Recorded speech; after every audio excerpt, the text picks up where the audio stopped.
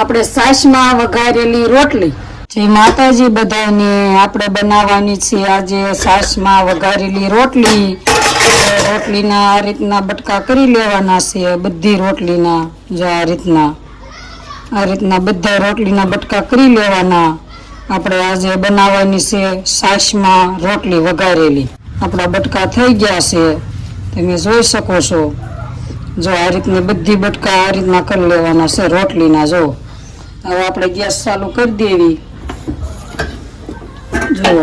આ ગેસ આપણો ચાલુ કરી દીધો છે આપણે મૂકી દીધો તવલો એમાં નાખી દેવું તેલ આપણે તેલ નાખી દીધું છે 3 પાવડા તેલ આવી જાય પછી આપણે વઘારવાની તૈયારી કરવી તેલ આપણે આવવા દેવાનું જો આપણું તેલ આવી ગયું છે આપણે એમાં નાખી દેવી પહેલા રાઈ જો 1 ચમચી રાઈ એટલે રાઈ ફૂટી જાય આ 1 ચમચી જીરું આપણે જીરું નાખી દીધું ને હવે આ વઘાણી 1 ચમચી વઘાણી આ લીમડાના પાન ઓલા થઈ જાય એટલે આ લસણ જો આ લસણ છે અને આ છે મરચાં બધું આ રીતનું આમ ઓલું થઈ જાય પછી આપણે નાખવાની છે ડુંગળી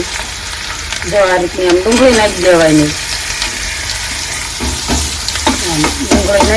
ડુંગળી આપણે સડવા દેવાની છે હવે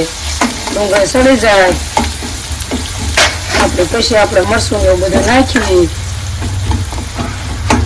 જો આપણે ડુંગળી સડી ગઈ છે જો આપણે ડુંગળી સડી ગઈ છે આપણે નાખી દેવી હળદર એમાં હળદર નખાઈ જાય એટલે આપણે નાખી દેવી આ ટમેટા જો આ રીતના ટમેટા નાખી દેવાના ટમેટા નખાઈ ગયા હવે આપણે નાખી દેવી એમાં સ્વાદ પ્રમાણે મીઠું સ્વાદ પ્રમાણે ખાંડ એમ કે છાશ આવે એટલે આપણે નાખવું પડે આ છે આપણું ધાણા જીરું છે થોડોક નાખી દેવી ગરમ મસાલો હવે આપણે નાખી દેવાનું છે મરચું આપણું કાશ્મીરી મરચું હવે આપણું મરચું પાકી જાય એટલે આપણે નાખી દેવાની છે એમાં છાશ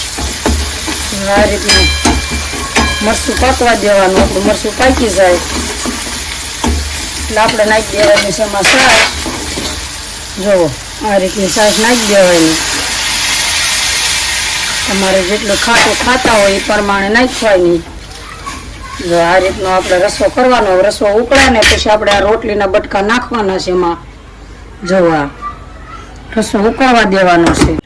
જો આપણો રસો ઉકળી ગયો છે તમે જોઈ શકો છો કેવો સરસ ઉકળી ગયો છે હવે આપણે એમાં નાખી દેવી આ રોટલીના બટકા જો આ રીતના રોટલીના બટકા નાખી દેવાના બધા એટલે બહુ મસ્ત બને જો આ રીતના નાખી દેવાના ને આ રીતની રોટલી તમે વઘારશો એટલે બહુ સરસ બનશે અને ખાવામાં પણ ટેસ્ટી લાગશે અને બહુ મસ્તીની બનશે લાઈક કરજો શેર કરજો સબસ્ક્રાઈબ કરજો જો અને કેવી સરસ છે આપણી રોટલી વઘારેલી આ રીતની રોટલી છાશમાં વઘારવાની અને બહુ મસ્ત બને જો હવે આપણે જોઈ આપણે વઘારેલી રોટલી કેવી થઈ ગઈ છે જો કેવી સરસ થઈ ગઈ છે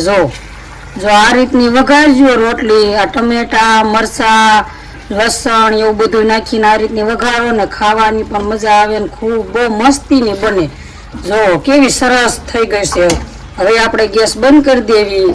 બંધ કરીને આપણે નાખી દેવી એમાં કોથમરી જો આ રીતની આમ કોથમરી નાખી દેવાની બહુ મસ્ત બને અને આને કહેવાય વઘારેલી રોટલી